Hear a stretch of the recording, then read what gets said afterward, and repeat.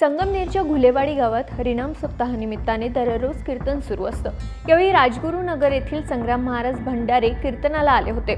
सुरुवातीला त्यांनी भक्तिमय रूपात कीर्तन सुरू केलं होतं, पण त्यानंतर त्यांनी हिंदुत्वावर बोलायला सुरुवात केल्याचा आरोप आहे।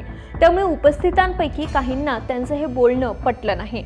त्यामुळे त्यांनी महाराजांचं कीर्तन रोखलं। इतक्यावरच ते थांबले नाहीत, तर त्यांनी महाराजांना देखील धक्काबुक्की केली होती। त्यामुळे कीर्तनाच्या कार्यक्रमात मोठा राडा झाल्याचा आरोप आहे।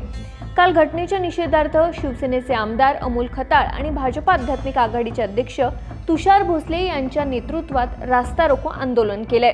या आंदोलनादरम्यान खताळ आणि भोसले यांनी बाळासाहेब थोरात यांच्यावर टीका केली। संगमनेरची संस्कृती 40 वर्षापासून बिघडली होती, ती आत्ताशी कुठेतरी 8 महिन्यामध्ये तिची घडी बसली आहे। आणि तुम्ही बघा, व्हॉट्सअपवरती मेसेज फिरलेले आहेत, संध्याकाळी सर्व कारखान्याच्या कर्मचाऱ्यांनी मोठ्या संख्येने तिथं उपस्थित राहायचंय। हे आधी आले, मग त्याच दिवशी का तुम्हाला कारखान्याच्या कर्मचाऱ्यांची गरज पडली?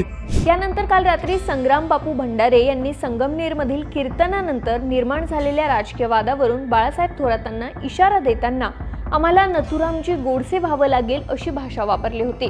काँग्रेस नेते विजय वडेट्टीवार यांनी संग्राम भंडारे यांनी केलेल्या त्या वक्तव्याचा समाचार घेतला, तर सत्यजित तांबेंनीही संग्राम बापू भंडारेंना उद्धट व्यक्ती म्हणत उत्तर दिलं। यावर बाळासाहेब थोरातांनी आज पत्रकार परिषद घेत मी काही महात्मा गांधी नाही आणि होऊ शकत नाही, परंतु असा कोणी नथुराम गोडसे समोर आल्यावर विचार आणि तत्वासाठी आनंदानं बलिदान स्वीकारेल अशी मोठी प्रतिक्रिया दिली होती। तुमचं म्हणजे मला महात्मा गांधींसारखं आम्ही तशा पद्धतीनं तुमच्यावर हे करू, खरं म्हणजे असं बलिदान तर मला आनंदानं घेईल मी। जर कुणी तत्वाकरता विचाराकरता म्हणून आम्ही जगत असताना कुणी जर आमच्यावर असा नथुराम गोडसे आमच्या पुढे आला एखादा, तर ते बलिदान घेण्यामध्ये मला आनंद आहे, हे तुम्हाला स्पष्टपणे सांगतो। मी महात्मा गांधी नाही, पण त्या वैचारिक आपल्या विचाराकरताचं बलिदान हे आनंदानं स्वीकारण्याची तयारी माझी आहे। बाळासाहेब थोरातांच्या या प्रतिक्रियेचे संगमनेरसह महाराष्ट्रात भावनिक पडसाद उमटू लागलेत। मात्र कीर्तनात झालेला हा गोंधळ मुद्दाम घडवून आणलाय, याला राजकीय रंग देण्यात आलाय, हा प्रश्न अनुत्तरितच आहे।